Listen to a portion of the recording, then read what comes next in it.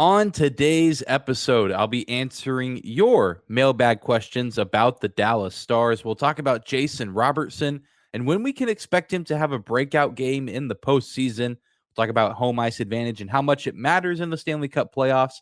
And we'll also try to look ahead to the future and predict what next year's lineup could look like for the Dallas Stars. All of this coming up on today's episode of the Locked On Stars podcast. Your Locked On Stars, your daily podcast on the Dallas Stars. Part of the Locked On Podcast Network. Your team every day.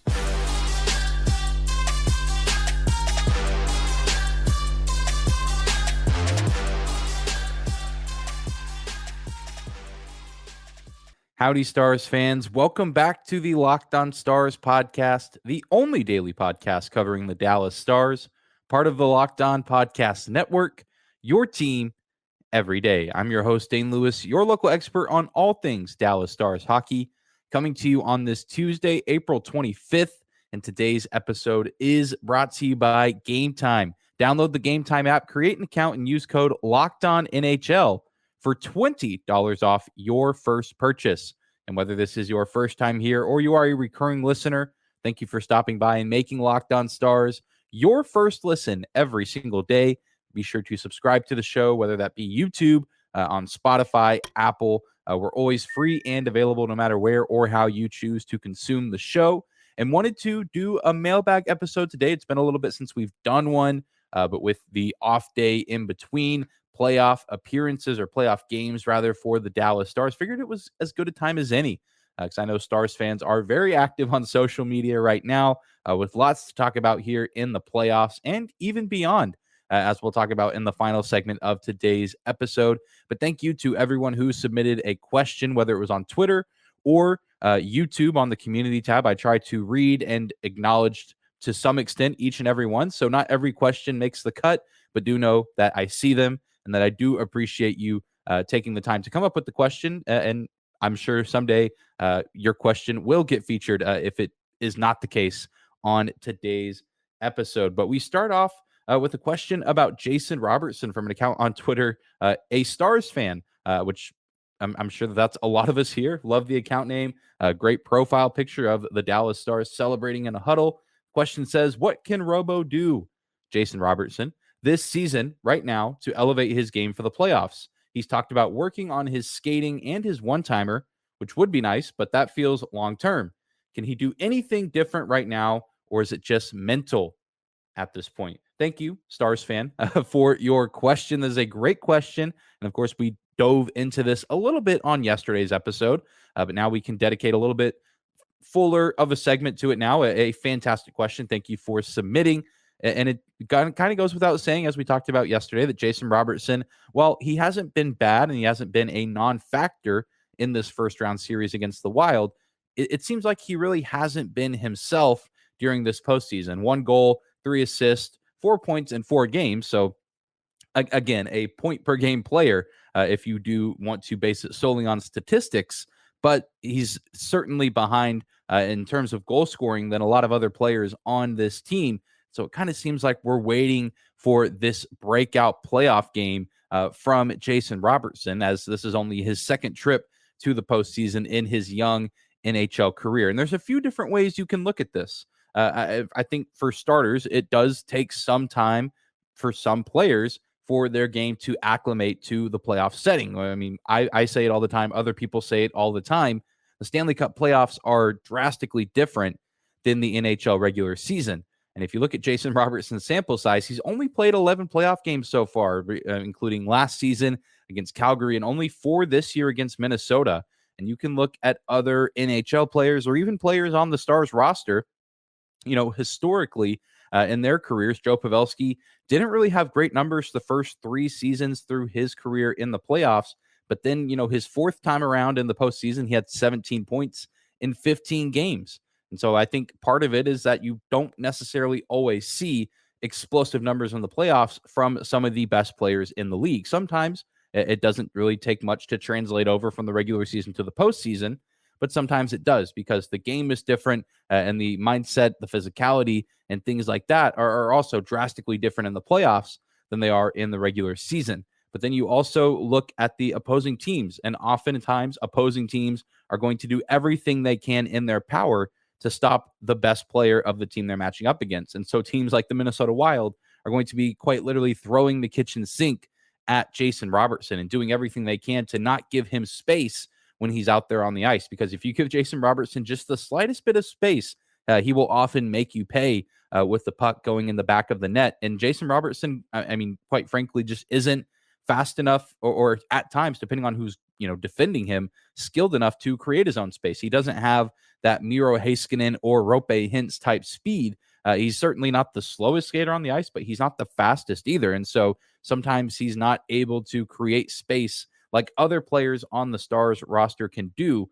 And I think that factors into it as well in Minnesota, as we've seen through these 4 games, a very physical team and a team that tries to do their best to shut down the activity of this top line. And that includes Jason Robertson, who historically in the regular season has been excellent against this Minnesota team. But you know that Dean Evason and company have been doing everything that they possibly can to make sure that Robertson does not have an impact on this series. And I think, some of this bleeds over into Minnesota side as well. Kirill Kaprizov, I don't have the numbers in front of me, but I mean, he again is kind of in a similar situation where he hasn't been a non-factor in this series, but you have to imagine the Wild have been expecting more from a guy who is considered to be the superstar player for that respective club. And so I think that, a lot of this can be said of him as well, but also for Jason Robertson. And I think a healthy way to also look at it is Jason Robertson being cut off can be to the benefit of his teammates. We've seen Rope Hintz score a hat trick here in the postseason already. Tyler Seguin has 3 goals through the first handful of games in the playoffs.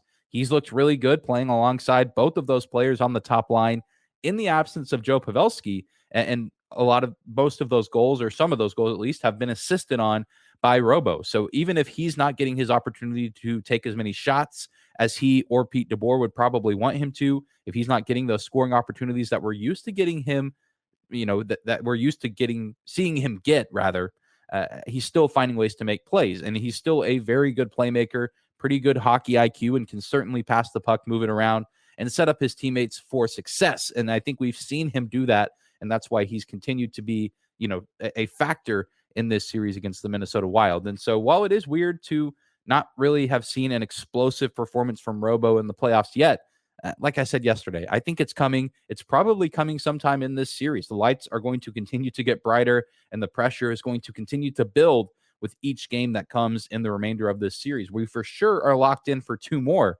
but we might be getting a game 7. And it's in games like that that you really need your best players to step up and be great. And this is a fantastic opportunity for Jason Robertson to do just that. It's not going to be easy, but I think, to answer the question, it's just a mixture of all of these things that we've discussed. And I agree with some of the longevity stuff as well. Throughout the off seasons of his career and, off time in between seasons, he'll have time to work on his skating. He'll have time to work on his one-timer. And I think all of that is going to benefit him in the long run as well as some of these things that he's doing now, which I think he's going to be just fine. And I think he's playing fine. And I think once he finally has that first breakthrough performance, it's going to be tough for him to look back. Because as we've seen this season, once Jason Robertson gets hot, there's hardly anyone or any team in this league that can cool him off. Well, we're going to take a quick break, but when we come back, we'll answer another mailbag question. We'll talk a little bit about home ice advantage in the Stanley Cup playoffs and how much it matters. More on that right after this. Today's episode of Locked On Stars is brought to you by our friends at Indeed. When you're drafting your fantasy team, do you ever wish you could handpick the best stars for your business team? If you're building your talent roster, you need Indeed. Indeed is the hiring platform where you can attract, interview, and hire all in one place. Don't spend hours on multiple job sites looking for candidates with the right skills when you can do all of that with Indeed. Find top talent fast with Indeed's suite of powerful hiring tools like matching, assessments, and virtual interviews. Indeed knows when you're growing your own business, you have to make every dollar count.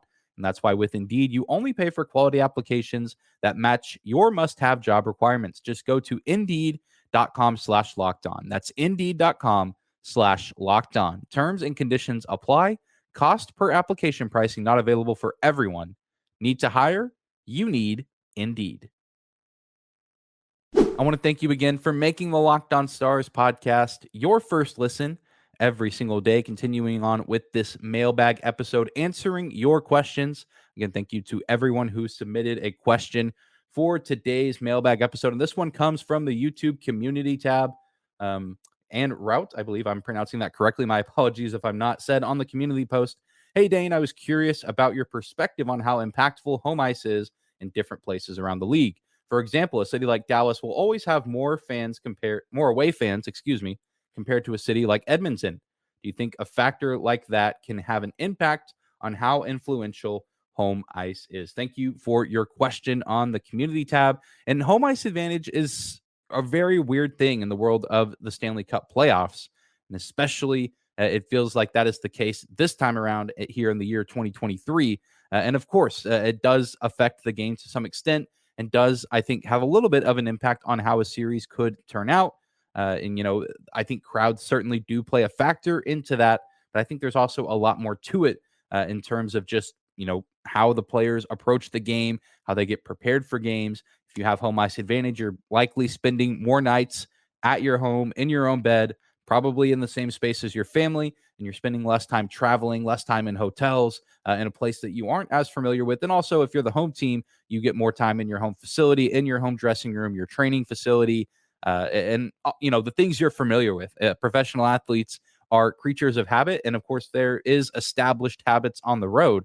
But things are going to always be different when it's not a place you are as familiar with. Whereas opposed, if you are the home team and you're getting more time in your home arena, that certainly does make a big impact, I think, for players in the playoffs. But the 2023 playoffs have been so interesting because you can really just not even, you can look at the Stars Wild series, but really across the league, especially in the Western Conference, and you can see a lot of teams are splitting these games in other arenas. Dallas and Minnesota have both won games in Dallas and in St. Paul. Los Angeles and Edmonton have done similar things. And you even look, Colorado, Seattle. Seattle stole game one at Ball Arena in Denver. And we saw Winnipeg steal a game at the Fortress in Las Vegas. And so, home ice advantage certainly does matter, but it's not always the end all be all for each series. And I know it's easy to still kind of give the edge and give the advantage to the team with home ice, especially the later the series goes on. But I just don't know, if that's really, super impactful or how much stock we should be putting into that. And I think it's, interesting with the argument that's presented of, sometimes Dallas has an arena that can get filled with plenty of other fans. I remember going to a game back in mid-December where the Stars hosted the Red Wings, and it felt like half of that arena was wearing red. And a part of that is the Detroit Red Wings are one of the oldest brands in the NHL. And they're all over the place. And so their fans, one, travel well, but they're also just scattered all over the country and likely all over the world. And so, it kind of depends on which team you're playing, which market is being represented by the opposing team. But I don't really think that that's been a factor in the playoffs so far. I know the Stars have sold out both their playoff games up to this point. Minnesota has done the same thing. But and I wasn't in person at the Stars' first two home playoff games, so I can't speak to everything exactly. But even just watching on TV, the environment seemed very pro Stars. Sure, there were some Minnesota fans there, but you also know that there were Dallas fans at games 3 and 4. And so I don't really think that the fans or the amount of fans in attendance representing each team matters too much, because I think at the end of the day, a lot of these players, while they certainly do notice the crowd, and I think the crowd can play a role in getting guys fired up, a lot of these guys are used to it. Some of these guys have played in the Frozen Four, the NCAA, the highest levels there. Some guys have played at some of the highest levels overseas. I've never been to a hockey game in Europe, but I've heard that there's some crazy environments over Finland, Sweden, places like that. And so, it's similar to even the NBA. You have guys like Luka Doncic who were, playing professional basketball at age 15, 16. And there's people like lighting flares in the crowds. And crowds that make NBA crowds look like, a junior high JV game or, a high school JV game over here in the States. Some of these guys, especially the guys not from America, have experienced some of the craziest environments and craziest crowds you can imagine. And so I think that there is something to be said of an impact there. But also, I think at the same time, they can be a little bit unfazed by it, or at least unintimidated by the crowds. But, I think there's also players that enjoy, the thrill of playing on the road and kind of playing that villain role. I know Nathan McKinnon of the Colorado Avalanche recently went on record saying he loves scoring goals in road arenas to silence the crowd, and, having, 18,000 plus people boo you or have animosity towards you, knowing that, you did your thing well, and that made other people feel a certain way. And so I think you have to take it by a player by player basis or a case by case basis. Obviously, I think the Stars are a little bit at an advantage here with, we only know there's for sure 2 games coming up. Games 5 and 6 are guaranteed in this series against Minnesota. Game 7 is not, but if it is, the Stars are at a pretty big advantage playing in Dallas. I mean, you even look last season, maybe that series against Calgary ends differently if Game 7 is in Texas as opposed to the Saddle Dome up in Alberta. And maybe it doesn't even go to 7 games if the Stars get home ice advantage in that series. It matters, but I think both teams, especially in the Stars and Wild case, have shown it matters, but it's not the end-all be-all. At the end of the day, it's about the players and how they approach the game from a mental standpoint and how they get themselves prepared and how well they execute out there on the ice. The home ice advantage doesn't really affect how you draw up your game plan and how well you execute it. That's just a fact. And, game 3, the Stars didn't execute very well, but game 4, the Stars executed their game plan a lot better, and they were able to get the win despite being the road team in a sold-out XL Energy Center up in Minnesota. We're going to take one more quick break, but when we come back, we'll take a pause on the playoff talk and look ahead to the future and try to predict what next year's lineup could potentially look like for the Dallas Stars. More on that right after this. Today's episode of Locked On Stars is brought to you by our friends at Gametime. Buying tickets to your favorite events shouldn't be stressful. Gametime is the fast and easy way to buy tickets for all the sports, music, and comedy and theater near you. With killer deals on last-minute tickets and their best price guarantee, you can stop stressing over the tickets and start getting hyped for the fun that you'll have. Forget planning months in advance. Gametime has deals on tickets right up to the day of the event. You can get exclusive flash deals on tickets for football, basketball, baseball, concerts, comedy, theater, and more. The Gametime guarantee means you'll always get the best price if you find tickets in the same section and row for less. Gametime will credit you 110% of the difference. Download the Gametime app, create an account, and use code LOCKEDONNHL for $20 off your first purchase. Terms do apply. Again, create an account and redeem code LOCKEDONNHL for $20 off. Download Gametime today. Last-minute tickets, lowest price, guaranteed. All right, everybody, we are closing out today's mailbag episode of Locked On Stars. We've talked a little bit about the playoffs, but I want to take a pause on that because there was a great question brought up by narrator RN on Twitter at PopsXV saying the question simply just way too early roster question for next year. Is there room for Stankoven, Stranges, and Bork to make the team out of camp next year? If not, which one or two will? And so I went ahead and took this a little bit of the next step further, of course, in doing a kind of way too early roster projection. This is probably not going to be accurate at all, but I really like this question and something that we've talked about a good amount here on this podcast throughout the season is the Stars are in a good spot because they have a good NHL roster right now. Clearly, they're in the playoffs, and clearly they are in contention to go past the first round and possibly go on a pretty special run. But there's also still plenty of talent to be had at the prospect level, whether that be the AHL or junior hockey, or really just anywhere, whether that be Canada or over in Europe. The Stars seem to have a pretty bright future ahead of them, and that includes a lot of guys like Maverick Bork, Antonio Stranges, Logan Stankoven, just to name a few.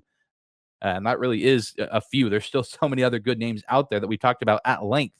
Be sure to go check out some of our prospect-related episodes if you haven't done so already.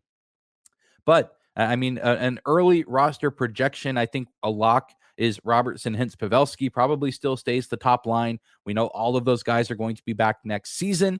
And then I think Ben, Johnston, Dadonov could certainly be another line as well, whether that be the second or third line. I know I've talked about, I think the Stars would be wise to try and keep Dadonov and Max Domi if they can. It's not a certainty, but I do see it happening based on especially how Evgeny Dadonov has played here in the postseason. He's been very special and a guy I did not necessarily expect to see playing at this level, but I've enjoyed it. And I really think the Stars could look to hold on to him this offseason. But then I think for a different line, you have Mason Marchment, Tyler Seguin, and Logan Stankoven. I feel like Logan Stankoven is a lock to make next year's roster. I think he could have made it this year. I think he could have played very well and handled himself with the Stars this year. There just wasn't space for him. Of course, Wyatt Johnston came onto the scene and did just fine. I would expect just as great of a season, if not better, for Logan Stankoven next year, and I think he could be excellent alongside Tyler Seguin. And maybe it's not Mason Marchment. Maybe the Stars go out and try to add a different forward, whether that be in free agency or a trade, just to add some more elite talent around him. No disrespect to Mason Marchment, but the chemistry there just hasn't been there all the time for Seguin and Mason Marchment. But that's kind of how I see it right now. And then a fourth line potentially could be Max Domi, Radek Faksa, Ty Dellandrea. Domi maybe could get slotted around some other places. I still would like to see the Stars hold on to him, at least at this time. But it'd be interesting to see where he could get slotted in the lineup.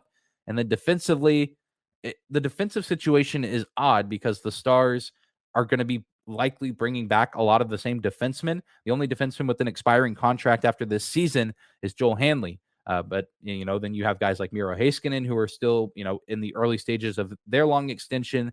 Esa Lindell is getting paid $5.8 million through 2025. Ryan Suter is getting paid $3.65 million until 2025 as well. And then you have guys who aren't getting paid as much money, but Colin Miller with the team through 2024.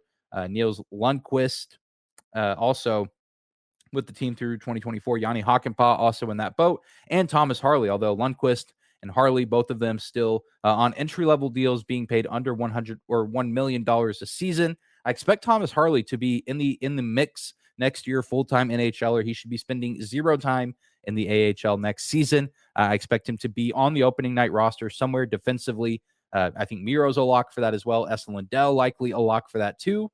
And everyone else, it's kind of up in the air. Maybe we could see some trades go down. It's going to be much easier said than done to move on from a guy like Ryan Suter, who does have a no-move clause in his contract, but also, even if you could trade him or could find a way to deal him, who is going to want a 39-year-old defenseman worth almost $4 million. Going to be hard to find, but that's kind of how I see the roster shaking out for the Stars.